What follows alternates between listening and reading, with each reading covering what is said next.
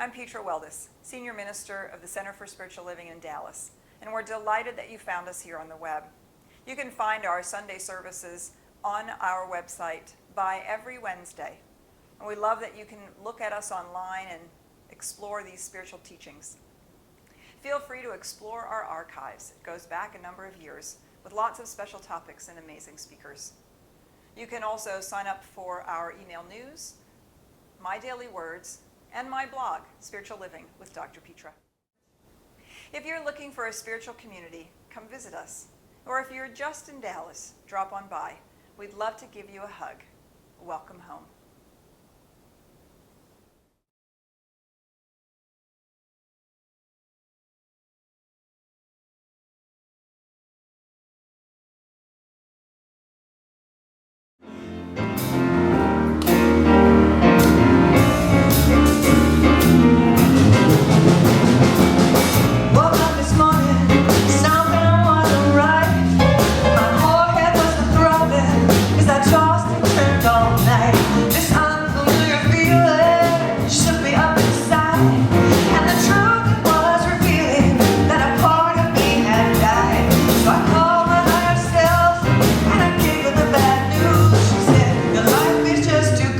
Lost the right to sing the blues. That broken little Chevy is eating me alive, and I visualize the Lexus and it's sitting in my drive.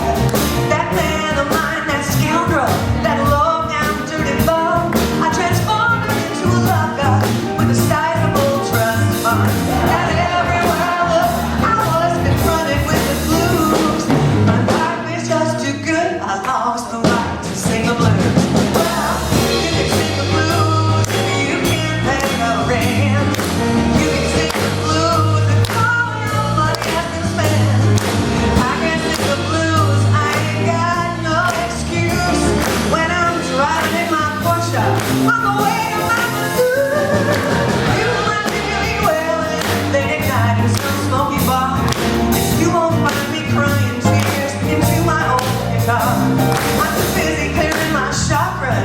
Chasing that karma away and bluffing up my aura. Well, honey, that can take all day.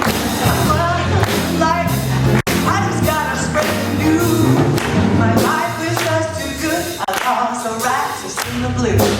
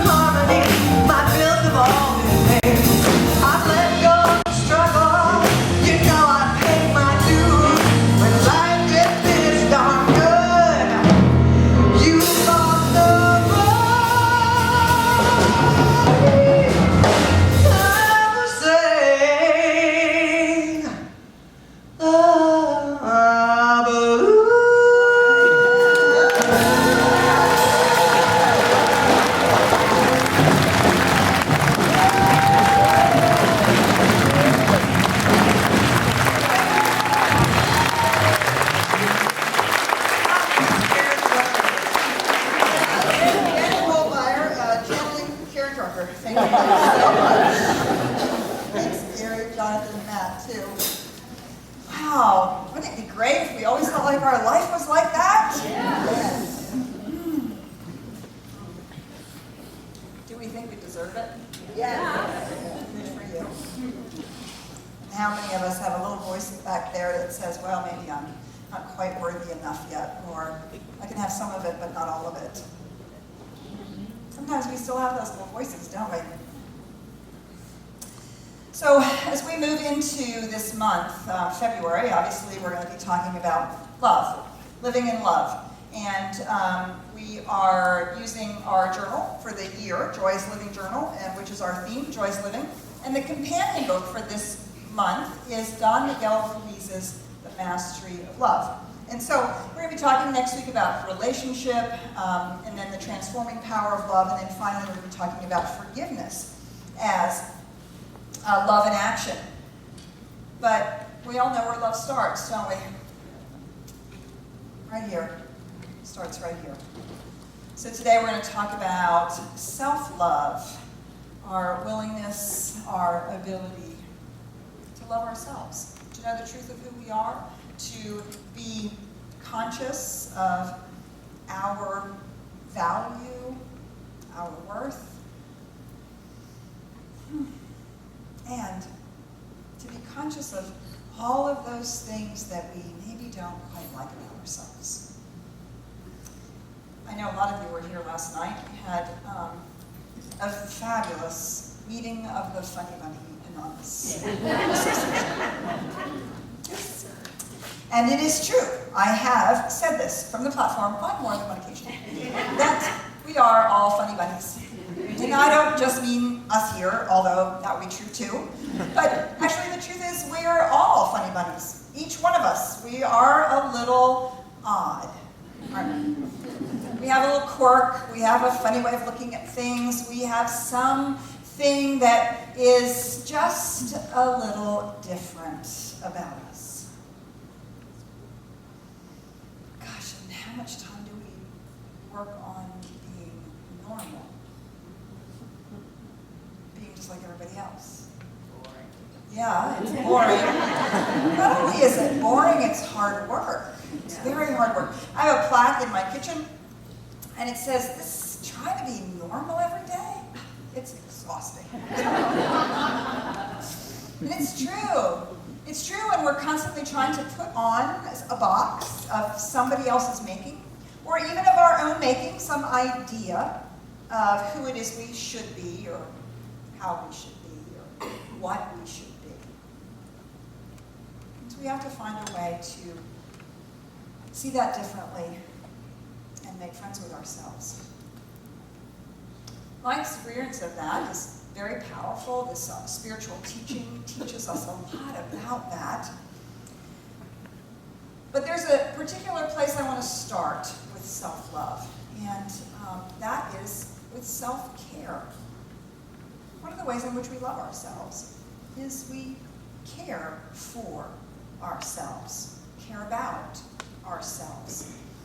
I said this before as I was getting ready to leave on my sabbatical, which I took at the end of last year. And next year I'll be in the ministry for 30 years. And I've had a sabbatical in my contract that whole time. And last year was the first one I took. I've been actually trying to take it for 4 years. And every time there was something, oh no, I have to stay because I need to do this, and oh, somebody else needed some time off more than I did, or whatever, and I kept pushing it off, and that was a bad choice. Because I really needed it 4 years ago. But I finally got to go last year. And I confessed to you then, and I will confess to you now, it is completely clear to me that while I know how to model science mind principles, I know how to model living from the science mind principles. We talked last week about finding that spiritual place to stand, to ground ourselves when we're confronted with something really challenging. I know how to do all of those things, and I seek to model them to the best of my ability. And it is completely clear to me that I have not been modeling self-care. We have been able to see it in our staff in the past about how exhausted people become, how exhausted I myself had become. Because we're so busy loving the world, loving others, that we forget to start out with loving ourselves and caring for ourselves.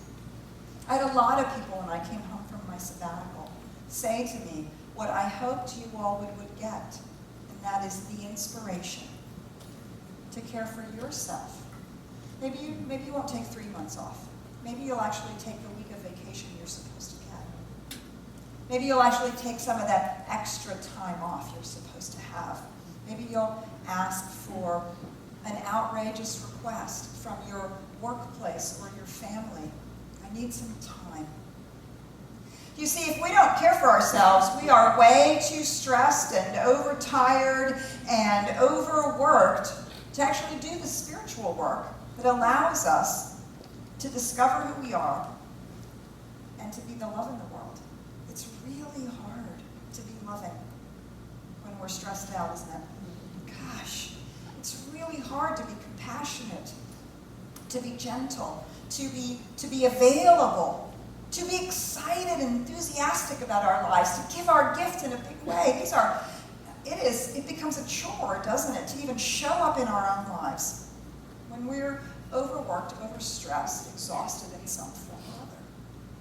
We can't deal with the things that we're confronting ourselves with, our projections onto others, the shadow that we don't want to look at. We don't have the emotional elasticity to have the challenging conversations that we need to have, or to step out into the unknown that is the call of our gift. We just don't have it because we've depleted ourselves. Self-love begins with self-care. In whatever way you do that. This is the cornerstone from which we can grow into a larger and larger experience of loving and caring for ourselves. So I'm going to start out as we move from the physical idea of self-care and self-love is to actually begin to fall in love with ourselves, our whole being, our reason for being here. This is from actually tomorrow, from the Joyous Freedom Journal, February 4th, Coming Alive. Doesn't it sometimes feel like you're supposed to be like Mother Teresa, Gandhi, or Jesus? Isn't that like always who's held up? And it's sometimes exhausting to think about that. Or we think, oh, I could never be like that. That's our unworthiness peeking out. There are people who are usually held up as examples of someone who has made a difference and changed the world. You, however, are not meant to be just like one of them. You are meant to be just like you. That's it. Like you. To show up the way that you show up. Howard Thurman says this: don't ask what the world needs. Ask what makes you come alive and go do it. Because what the world needs is people who have come alive. Falling in love with ourselves means that we understand that we are falling in love with our reason for being, which is to express ourselves. Our mission here in life, should you choose to accept it, is to express yourself and give your gift. That is your purpose. It is not your purpose to be an accountant or a nurse, to have children, or to go save the world. It is actually your purpose, your mission in life, to express yourself and give your gift. Not the gift your mother thinks you should give. Not to express yourself in the way society thinks you should do that, but to express yourself, to give your gift as you show up in the world. So self-love is beginning to fall in love with that possibility, beginning to fall in love with that inner urge that impels us to do or to go or to read about or to study or to seek out those things that are ours to do, that call us forward, because that's what is calling us to express ourselves and to give our gift. And it has to be our own gift, our own way of being in the world, not somebody else's. Now, I've been on this path, as I said, almost 30 years as a minister, and gosh, a good 5 years before that, and I've done all those, classic trainings. You go stand in front of the mirror, I love you, I love you, I love you, I love you, I love you. Keep not feeling it yet, I love you, I love you. Look into somebody's eyes, I love you, I love you. Okay, you know what? I actually sort of have gotten that that down pat. It's good. I like that. I totally get it. We can get that we are the divine, magnificent, radiant beings of love and light that we are, and that we are here to do all of that stuff. And you know what I noticed on my sabbatical? Well, actually, yes. What I noticed on my sabbatical is that while I had been loving myself, I'm not sure I liked myself very much. I kept trying to be more like that person over there. Maybe I would like myself. Maybe they would like me better if I were more like this in some way. I'm not sure I really like it that you always have to tell the truth. Couldn't you just keep your mouth shut for once? Gosh. Oh, it's hard work being the one who's willing to say the thing in the room. Can I just tell you that? Holy mackerel.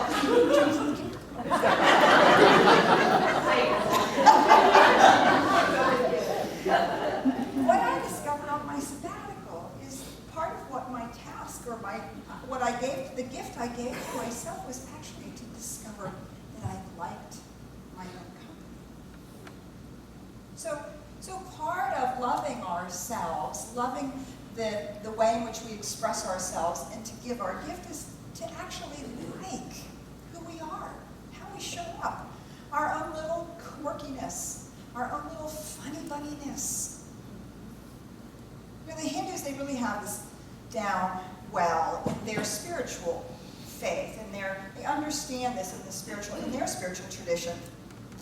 In the Hindu path, there's actually 4 paths that they understand that we're on as beings moving in the direction of our greater yet to be and our relationship with the divine. And they are Bhakti Yoga, which is the path of devotion, Karma Yoga, which is the path of service, Raja Yoga, which is the path of meditation, and the one that I walk on, which is my personal path, the Jnana Yoga path. It is the path of the intellect and understanding. It's lovingly called the you can't get there from here path. and we all walk on a path, and we are all doing this spiritual thing in a slightly different form. And all of us have one path that really speaks to us, and maybe a secondary path that is really important. And there's probably a path over there we really don't get all that much, or it doesn't do all that much for us. And that's okay. Because we're all moving into our lives differently. And our job is to suss out what makes us alive and to fall in love with it. Not only to fall in love with it, but to fall in love with the aliveness that it brings forward in us. To fall in love with that compulsion, that urge, that desire to express who we are, to give our gift. Because that's why we're here. That's what we're about.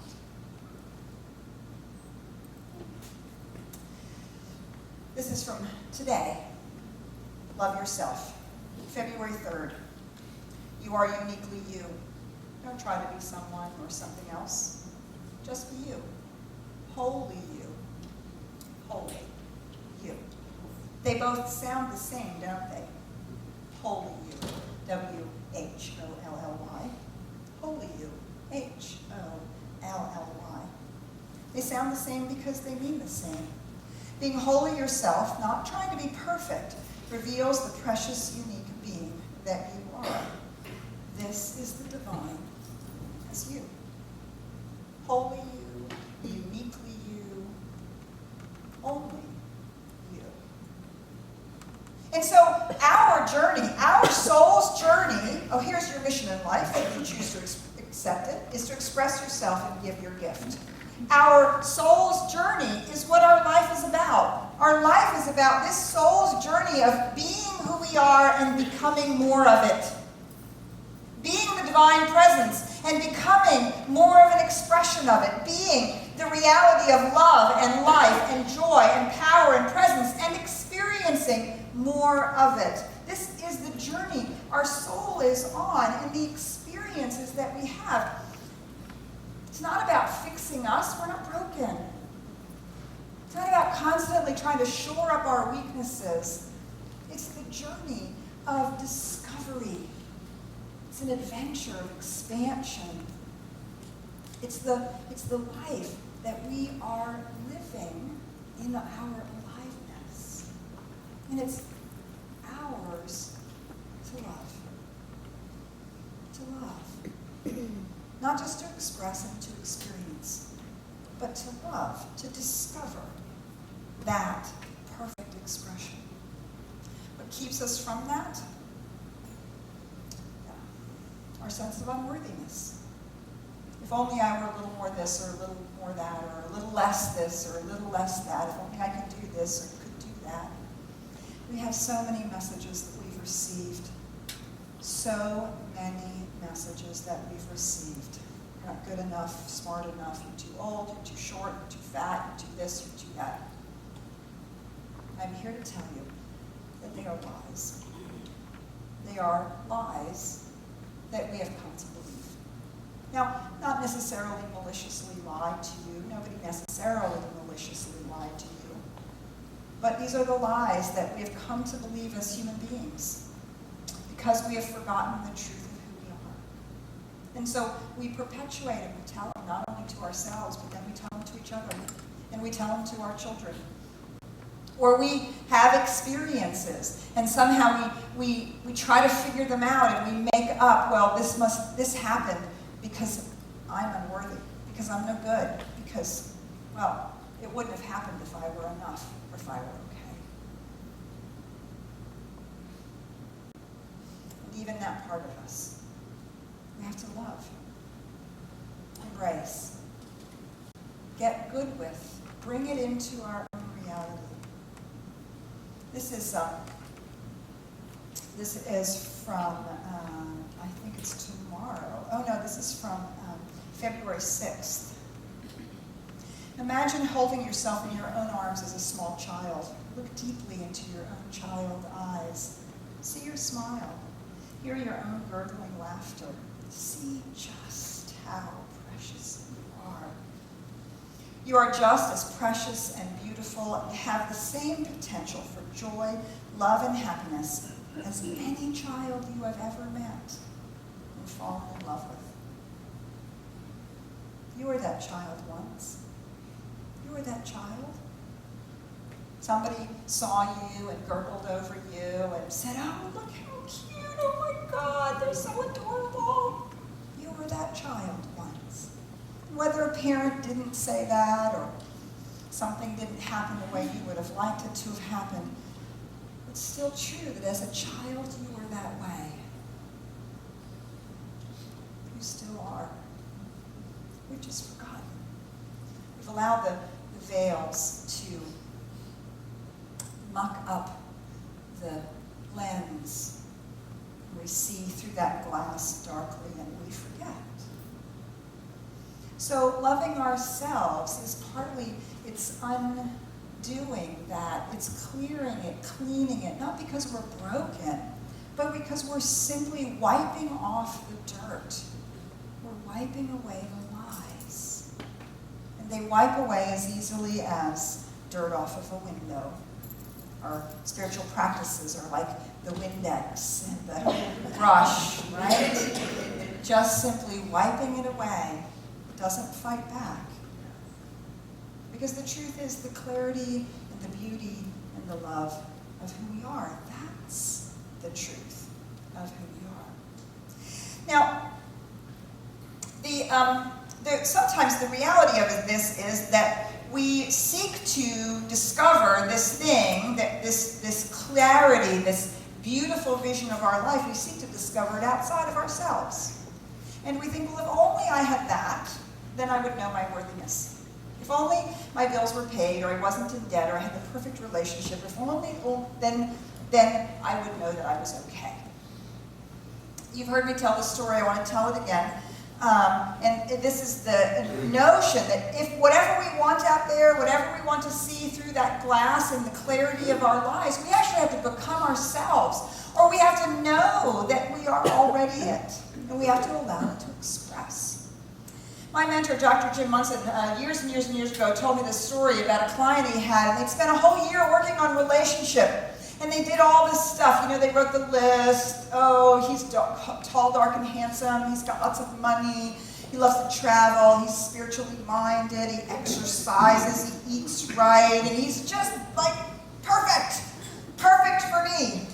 Okay. So they did that treatment. They did that prayer, and nothing happened, and nothing happened. And, you know, this went on for quite a while. And both the client and Dr. Jim got pretty frustrated.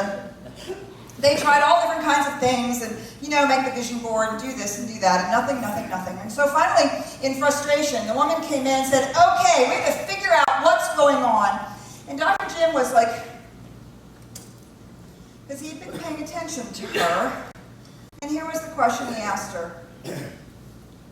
Are you the kind of person that kind of person is going to want to be with?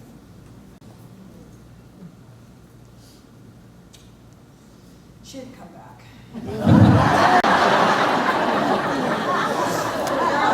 want to answer that question. You see, it's not out there. It's here. We have to become it. We have to discover it. She wasn't taking care of herself. She wasn't a person who took care of herself or her finances. She didn't have a decent job. She was a little bit slovenly in her look, and she wanted, you know, Mr. Perfect. Well, if we want to experience that in our life, we have to become it, or we have to allow that truth within us to emerge, that we ourselves are beautiful, gorgeous, perfect in the unique way in which we are. And we have to embrace that and become that and love ourselves into that. And that then is what becomes the magnetic force. That becomes the attractor. And then we begin to experience on the outside what we have become on the inside. And remember, we are being and becoming. We are already all of those things, and we are becoming them in our human experience. And as we become them in our human reality here on the inside, that's the magnet that draws it to us. We don't become somebody who's worthy of love because someone loves us. We become someone who's worthy of love because we love ourselves and because we give love. We don't become someone who has joy in their life or success in their life because it's out there. We are successful and joyous because we become people who are successful. Do you see? It's an internal stance. I am a person who is successful. Well, then it doesn't matter if I'm getting my fortune or losing my fortune. The truth is, if I have become a person who's successful, then I know that that's the truth of my being. And no matter what's happening out here, I know that success must always reveal itself. Do you see? If I know that I'm a person, if I love myself, if I pick myself, and then I can be that for you, now I draw that back in to you.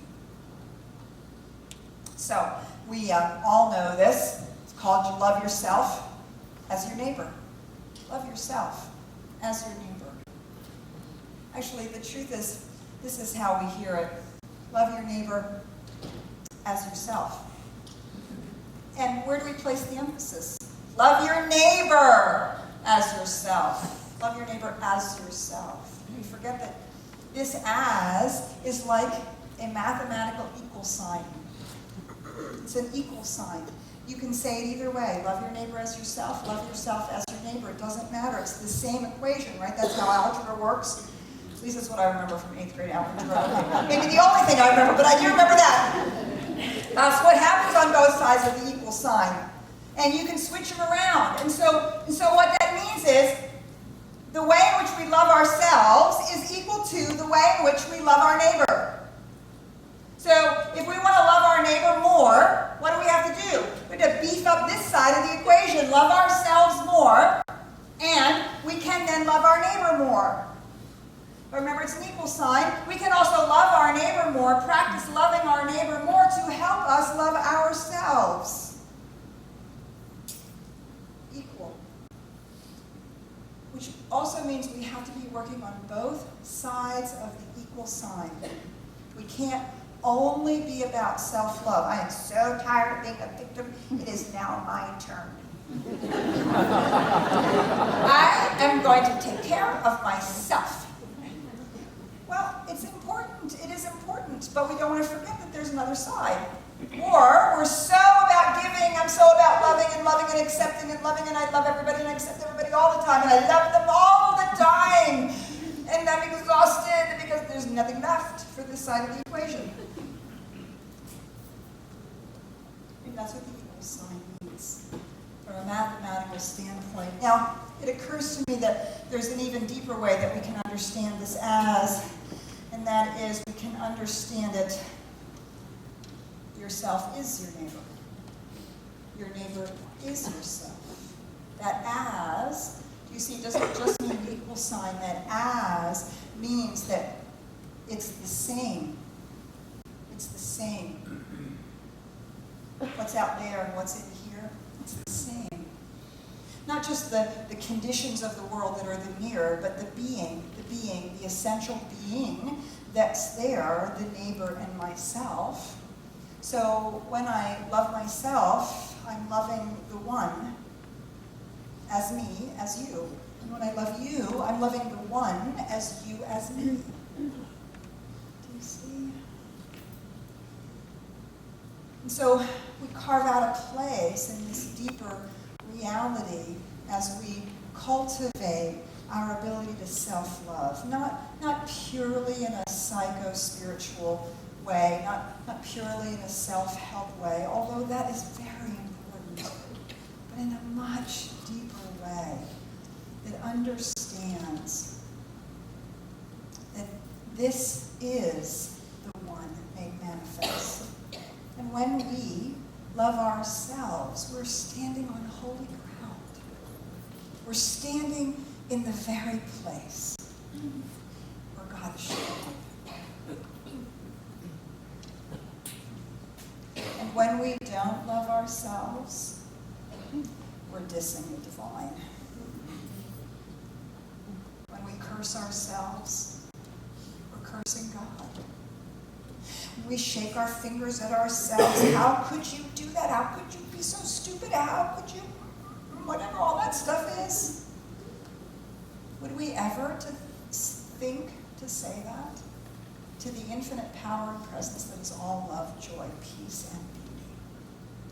No, we would just want more of that to be expressed. So this week I'm going to invite you to practice self-care, self-love about your own aliveness and that which you are called to do and to be in the world. And self-love that is an ability and a willingness to see that this too is a divine reflection of the one, just as that out there is. And I want to close by inviting you to go within with me and just having a moment of experience of self-love. I just invite you to go within, just taking a breath. If you would imagine with me that you bring that small child, that little girl that you are, that little boy that you are, just bring them onto your lap. Right now, just bring them onto your lap. And maybe you're going to bring in that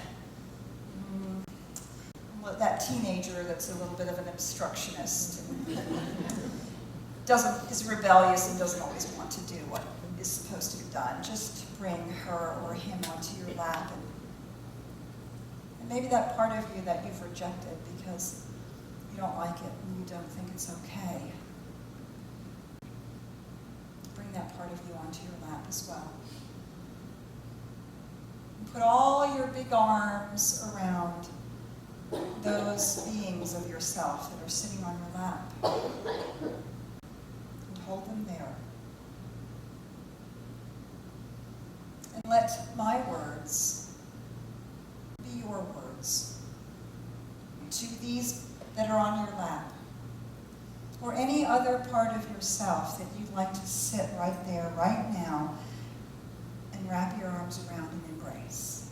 Let my words be your words. I love myself the way I am. There's nothing I need to change. I'll always be the perfect me. There's nothing to rearrange. I'm beautiful and capable of being the best me I can. And I love myself just the way I am. I love you the way you are. There's nothing you need to do. When I feel the love inside myself, it's easy to love you.